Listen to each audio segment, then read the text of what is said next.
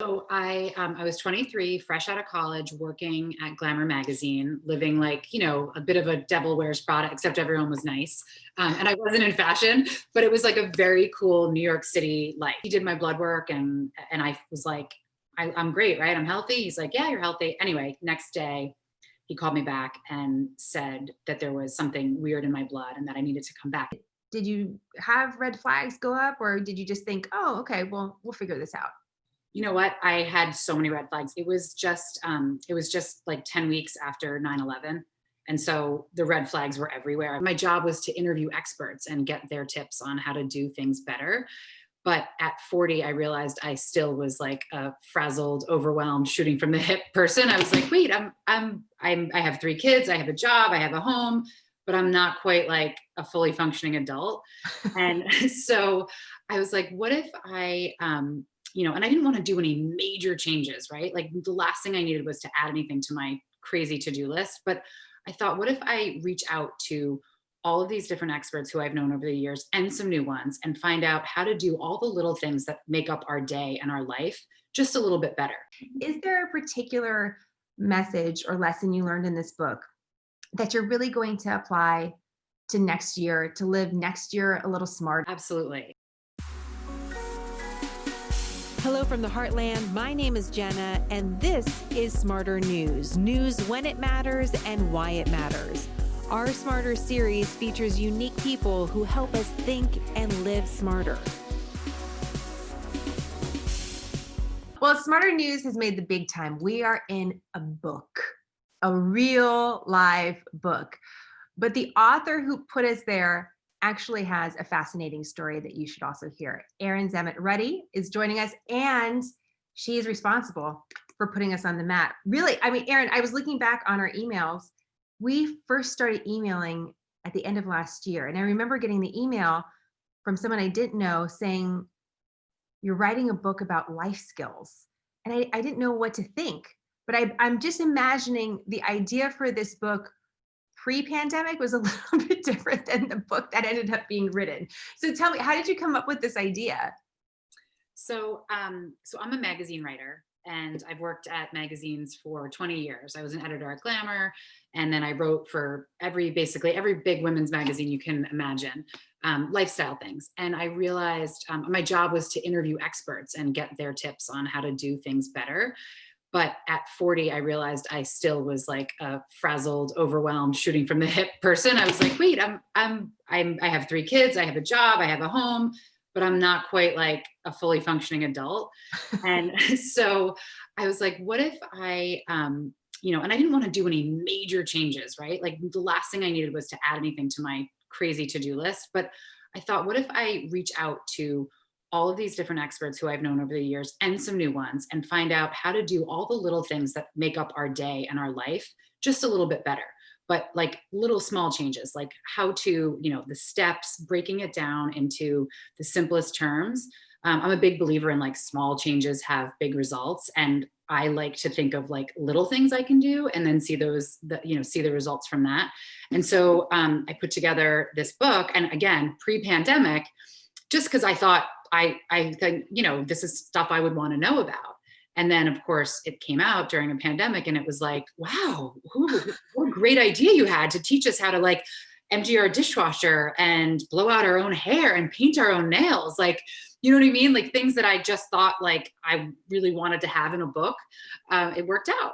Well, and it's so funny because in the introduction of the book, you say, yeah, you can definitely Google all of these things. Sure. But if you were Googling how to iron a shirt, you'll get 1.2 million results. And so that's not exactly helpful and doesn't necessarily declutter the mind, right? If you're just trying to get a good story, quick reference, which is what your book is made of. I remember getting the email from you, and I was excited. I thought, wow, I mean, she wants to reach out to us about how to consume news better. And then I started to Google you because you're a stranger. And I wanted to know a little bit more about you. And I learned that you actually had cancer as a 20-year-old. And I wonder if you could kind of take us back there to tell us a little bit about what happened when you were 23 and how that potentially also impacted the way that you wrote this book. So take us back. When did you first learn that you had leukemia? So I was 23, fresh out of college, working at Glamour magazine, living like, a bit of a Devil Wears Prada, except everyone was nice. And I wasn't in fashion, but it was like a very cool New York City life. I had like a great roommate and we were having fun. And I was very ambitious and I really was just like working my way up in the magazine. And I went to the doctor one day just because I had new insurance and it was time to get a checkup, right? And what's so almost embarrassing, it was like my first time going to a doctor like in the city. I still like went home back to my house, to my parents' house to go to that doctor. I was 23. So it was my first like new doctor. I had just met this poor man and he did my blood work and I was like, I'm great, right? I'm healthy. He's like, yeah, you're healthy. Anyway, next day, he called me back and said that there was something weird in my blood and that I needed to come back. And what's crazy is, and I just remembered this, he called me on the phone, right? And now that I've had cancer for so long, it's like I do communicate with my doctors, but can you imagine a doctor at 23 calling you? Doctors don't call the patient. You know what I mean? Like usually it's not even a nurse, there's like an administrator. But did you know in that moment when you got that call and you said, hey, there's something going on, did you have red flags go up or did you just think, oh, okay, well, we'll figure this out? You know what? I had so many red flags. It was just like 10 weeks after 9/11. And so the red flags were everywhere. I was living in the city. And so I immediately was just like, oh my God, I knew. And he also said, he's like, Erin, I don't think this should wait. Please come right back down. And I was like, So anyway, long story short, I was diagnosed with a form of leukemia when I was 23 called chronic myelogenous leukemia. And here's the weird part, and you'll appreciate this as a journalist. I worked at Glamour and it was in November when I was diagnosed. The December issue had just hit newsstands. And in that magazine was an article called "These Women Knew They Were Dying, ... Then a New Drug Saved Their Lives." And it was an article about this drug called Gleevec that had just been approved for CML. So I came back to the office and I'm an open book. And I told my boss and she was like, Erin, that's what this article is about. Anyway, so yes. It was insane. So Glamour magazine turned into like this leukemia command station. My editor-in-chief was in on it, like the creative director, we were all like calling. The writer got on the phone with Brian Drucker, who is the guy who developed Gleevec. He's an incredible man. Anyway, it was such a weird coincidence because, and I just remember this, I never read that article because I was like, oh, I don't want to read about people with cancer. I was like, it like creeped me out. I'm like, I didn't want to like have, like, I remember seeing it in the, in meetings. I didn't work on the article, but I remember, and obviously I then read it, but it was such a weird coincidence. And I was able to take that drug. And so it was like so incredible because had I been diagnosed even 6 months earlier, I wouldn't have been able to. And so, yeah. That's wild. And it's something that you can see in the news cycle. And you're right, as a journalist, you can see these things come up and you can't explain them. You can't predict them, how storylines intersect in unusual ways. And whether that's just to inform people differently or really impact your life. I mean, you can never predict it. It's one of the great things about being a journalist and watching the different story patterns, right? So what happens? Did you just take the drug and you didn't have to worry again? How did it work? When I look back 19 years ago, I'm like, oh yeah, it was so easy. And then I have to remember, oh yeah, it was like pretty much awful and like the worst time of my life. I started seeing a doctor in New York City at Sloan Kettering, and then we flew out to Oregon to meet the doctor who developed the drug, and they were starting clinical trials, more clinical trials, trying to see if this drug plus some other more, basic chemotherapies would work. And so I flew out there, and I also met with bone marrow transplant doctors because that was and still is the only known cure for my type of leukemia. But I wound up joining a clinical trial and have since become just a huge advocate of clinical trials. And I've been in many over the years, but I was able to join a clinical trial that combined Gleevec because at the time it was still so new. So it combined Gleevec with shots of another chemotherapy that I gave myself. And so that was 18 months. It turns out that, guess what? Gleevec is perfect on its own and it doesn't need anything else. So it was like, thanks for playing, but thanks for doing all those shots for 18 months. It's extra bonus, right? Oh, it doesn't sound comfortable or fun or something that you'd expect to do when you're, 23, 24. Right. But Wow. the weirdest part was talking to these doctors and doing the research. They basically said, like, you can continue to live a normal life. I remember grilling the doctor and saying, like, well, should I become like a vegan? Should I do this? Should I do that? Like, can I? And I remember him saying, like, you can run a marathon if you want.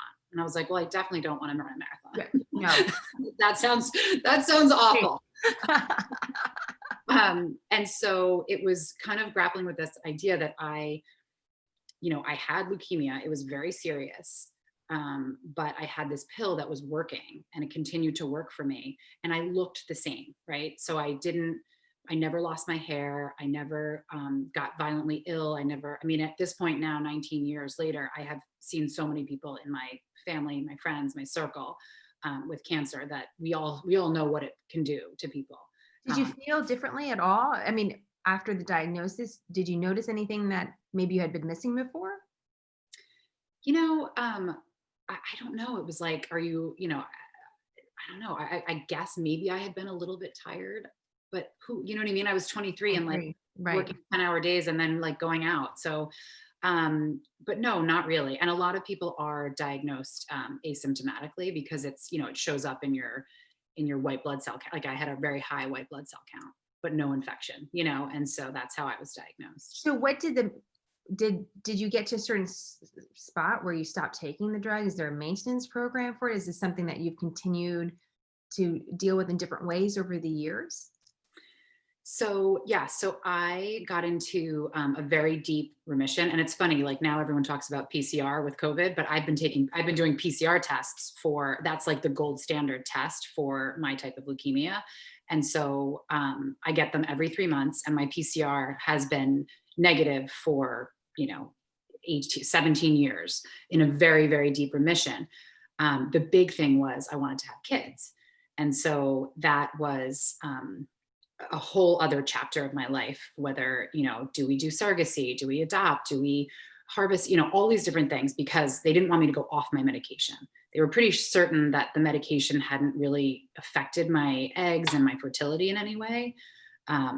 But again, I did wind up choosing to go off the medication and have my children. And so the first one was like super scary and dicey, and like, I was monitored super closely, and my cancer never came back.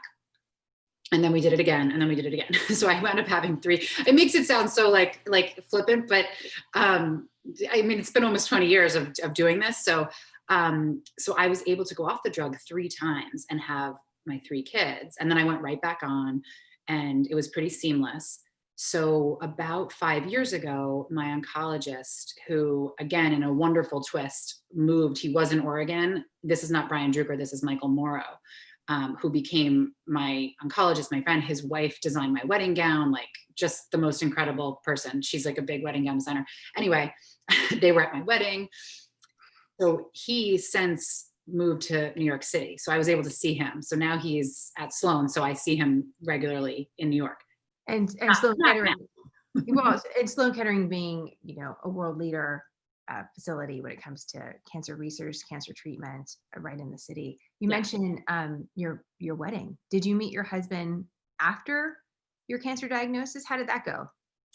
So I met him in college. We met my senior year of college. And so we were together when I was diagnosed. And people, my mom, I guess I found out years later, gave him like the pass, said like, this is going to be really hard, Nick. And if you want to bail, we would totally understand. And I was like, I wouldn't understand.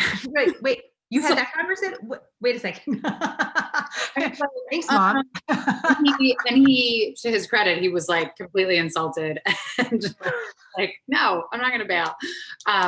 But we were very young, we were really young, and navigating all of this together was crazy. And then we got married, and I was in remission when we got married. But the reason I was mentioning Michael Morrow is he did run a trial 5 years ago to see if I could go off medication.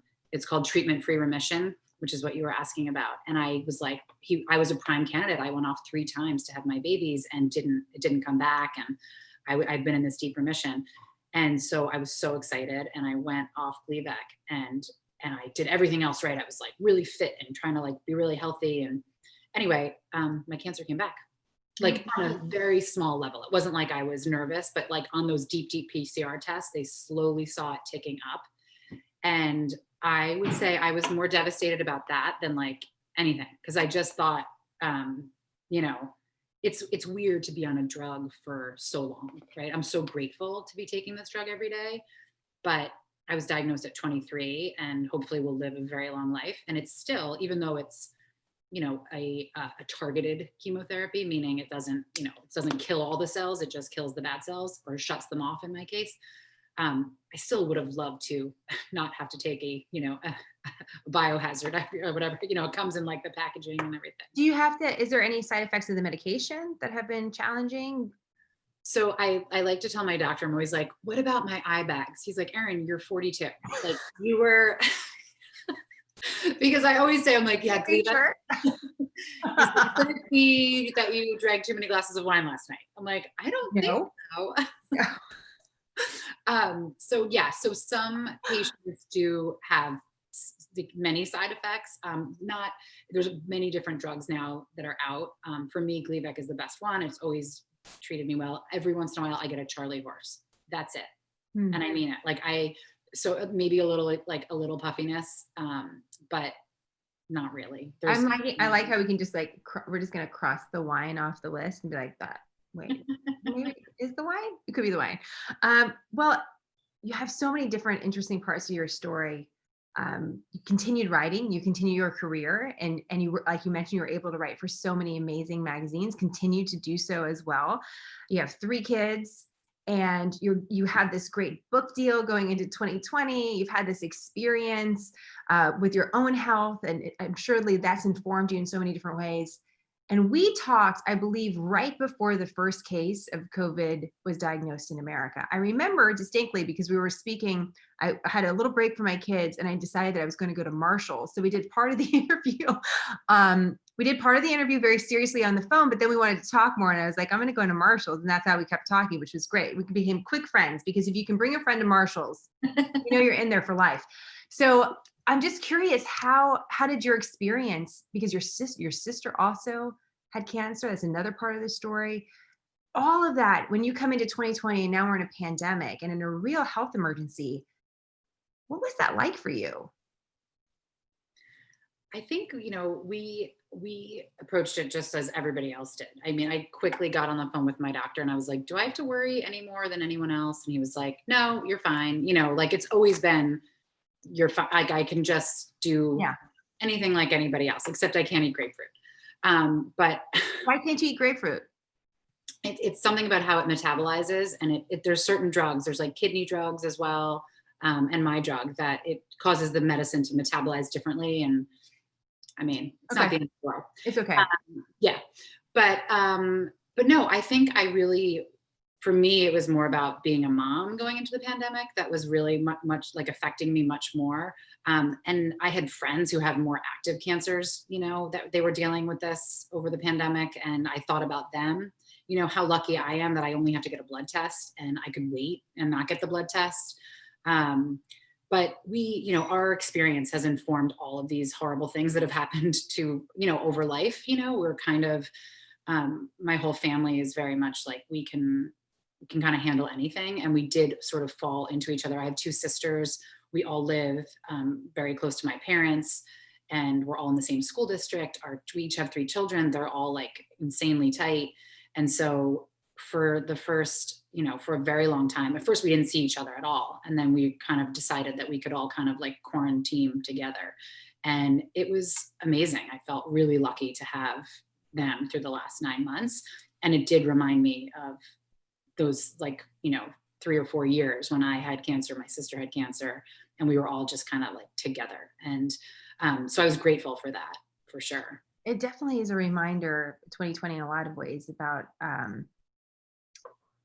how obstacles always come up in your life, and they are of varying degrees, and you meet them, that you can meet them. And this obviously is something that we could have never expected or anticipated. And I'm curious how it impacted the writing of your book, because you go in with one idea and then literally the entire world changes. So did it impact the way that you wrote this or how you felt about this project? So the book was actually finished before the pandemic hit. I turned in the whole book in January. Oh my And gosh. yeah. And then I had to do my edits in February. And then like it was very quick. It was a quick turnaround. So April came time for my final edits, right? And we had to look at the book again. We had to take a look. And I had to cut 20,000 words from the book anyway, which is a lot. That's a lot. Yeah. I was not happy. I'm glad I made the cut. I mean, you could have been like, nah, the news don't really need it these days. So thanks for keeping us in there. 20,000 words is a lot. 20,000 words. And so there were certain things like I had to shake hands in here. And it was like, and we had to make that call in April, which was like, and you know, from what you do too, it was like trying to see the future, trying to be like, well, by September, because the book came out in September, and we were like, I was talking to my agent and I was like, I'm definitely gonna have parties, right? Like I love to throw parties and have parties. And like I really just wanted like a blowout book party. I wanted to travel all over the country. And we were like, yeah, totally. And so the whole publicity team, we had like plan A that we were going forward with. And then obviously we switched to plan B. But so we went through the book, and I wanted the reader to understand that I didn't write it in a vacuum, you know? And so there are definitely references to the pandemic, to needing some of these like mental well-being tips. I mean, there's 2 whole chapters devoted to that. There's interpersonal skills, personal skills. And I had already had those in the book. Things like, you know, how to help a friend through a tough time, how to offer condolences, how to get yourself through a tough time, how to take a calming breath. And those are things that I felt like my generation, like when I was growing up, we weren't taught as many of those things. I think our kids are learning those things more as coping mechanisms, and that it's so important. And I was so psyched to have those in the book. And I think we put a few more of those in, or at least we didn't cut those, you know, like those were not up for the chopping block. And just so everybody knows how it's structured, it's like, this is a book that you can just keep, you know, by your bed. It's a great gift. It's one of the reasons why I wanted to talk about it before the holidays, because we've been trying to do this interview, and every time we attempt to do it, something else happens in the world that we're like, okay, well, let's just take a breath. But this is really a great time for this, because it's a great little gift. It's a great book just to have by your bed. Short chapters from really interesting people, many of whom the collection of different experts you got was incredible, and you just can flip through and just like learn something new, which is great. So like I marked this page, how to keep towels fresh, soft, and smelling good. You always, you have that friend that does that in their house, and I've never been able to do that. So that if you're not going to get it here, I'm sorry, but I could learn. Patch a small hole in the wall. Definitely have needed that one as I've gone through the different adventures of having my kids home 24/7 all the time, not being able to take them anywhere, even to like a playground sometimes. And I love the chapter as well on passwords, you know, how to keep your internet passwords. That's something that I definitely need help on. How do you even organize them? How do you even keep them so that you don't forget them? So it's a great format. Do you have a couple of favorites? I mean, you know, present company excluded, of course, from this, but do you have a couple of favorites that as you were doing this, you thought, wow, that was really something that resonated with me? Well, it depends on the day. And I wrote this book because I needed this book, obviously, and I reference it on the daily. And as you pointed out, I have incredible experts. I'm not like, it's Bobby Flay talking about burgers, and Rachel Ray, and Ariana Huffington, and Gretchen Rubin, and Hoda talking about positivity. So it depends on the day, but I will say there are a few that really, that I use like a lot, and especially during the pandemic. And for really quickly, yours was one that we talked about, and you and I did beef it up. Like I reached out to you and I was like, okay, Jenna, like we wrote this before there was a pandemic.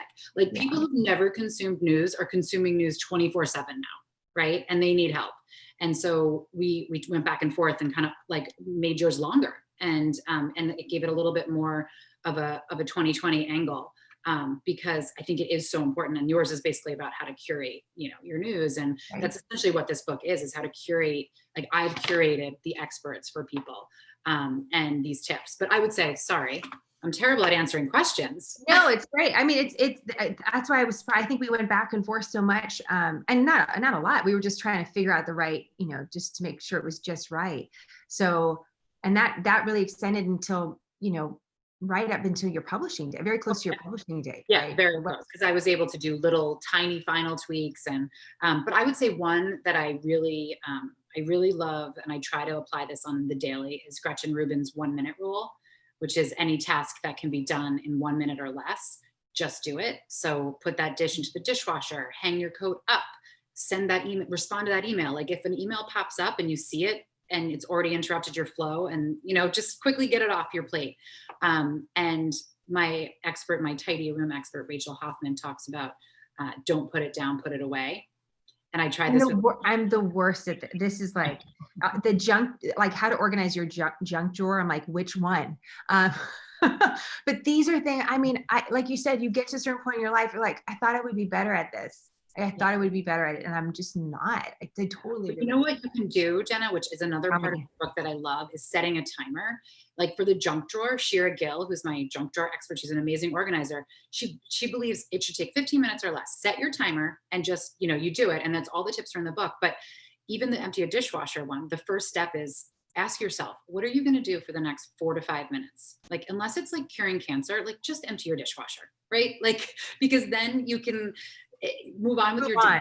Yeah, because we put these things on our mental to-do list and then they just compound. And so instead of putting it down, you put it away. I don't do it every day either, but the days when I'm like, Erin, you wrote this book, put the paper towel on the paper towel rack. Like it's going to take less than 1 minute.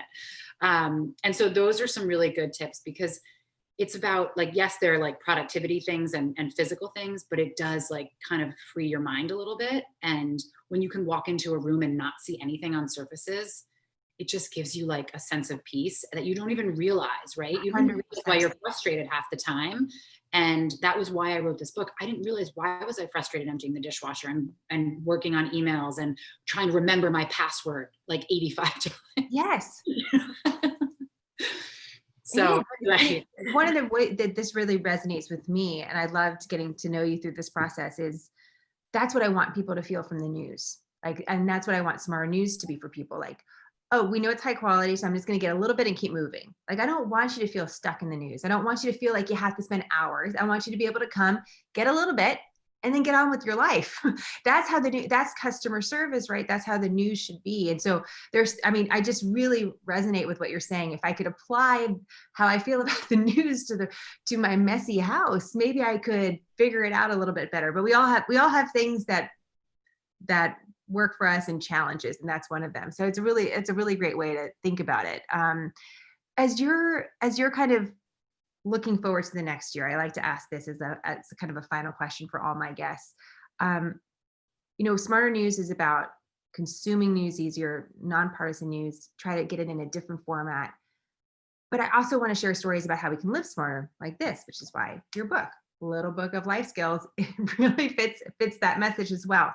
Is there a particular message or lesson you learned in this book that you're really going to apply to next year, to live next year a little smarter than the last? Absolutely. I think one of the main themes of the book is being considerate of your future self.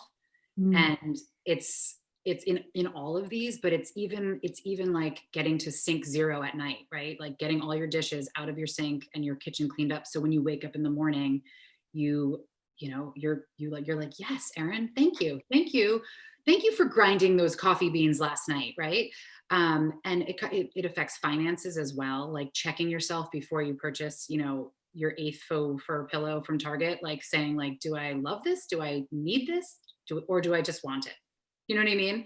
And I have a great finance expert, Tiffany Alishay, who talks about that. But it's all about, for me, it's about being considerate of my future self. So maybe just being a little bit more considerate of how I'm doing the little things now so that they don't compound. And it's also, it's taking the 5 minutes to take a few deep breaths. And because we go from task to task to task without often stopping and saying like, wait, am I doing this right?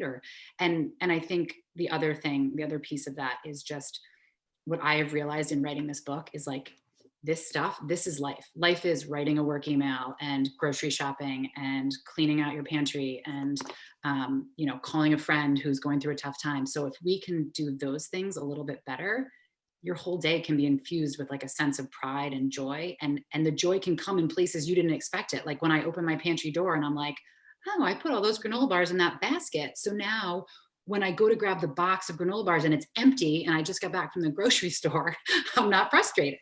So it's just about like trying to, do the small things a little bit better. And it's all just so that we can feel better and more peaceful and more like, it's not so I can be more productive so I can like take a picture on Instagram. It's just so I can like be like feel good in my head, right? Like I just want to like, we all need to be kinder to ourselves. And I think doing these little things with a little bit more care is actually a really good way to be kind to yourself.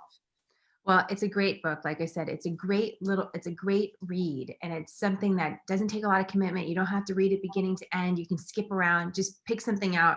I just opened To Make a Perfect Burger. That's a great chapter. Wash a load of laundry. I need to do about 10 of those.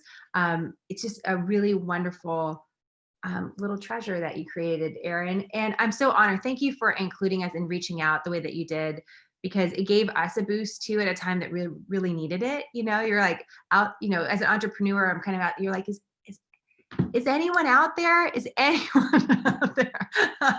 So I'm very honored, feel very grateful to be included with this group, and really appreciated getting to know you. So thank you so much. Thank you. And I would not have survived the last 9 months without you. And I'm sure a lot of people feel the same way, because your energy, your calming vibe, and just like knowing that you're telling us what we need to know is huge, because I have to silence all the rest of it. And so keep doing what you're doing. We are out here. Well, thank you. We are out there on Zoom at a safe distance. And thank you, Erin. I really appreciate it. Happy holidays or New Year, whatever, and enjoy. Quick, concise, nonpartisan, smarter news, a refuge from the storm. I'm Jenna. Thank you for choosing Smarter.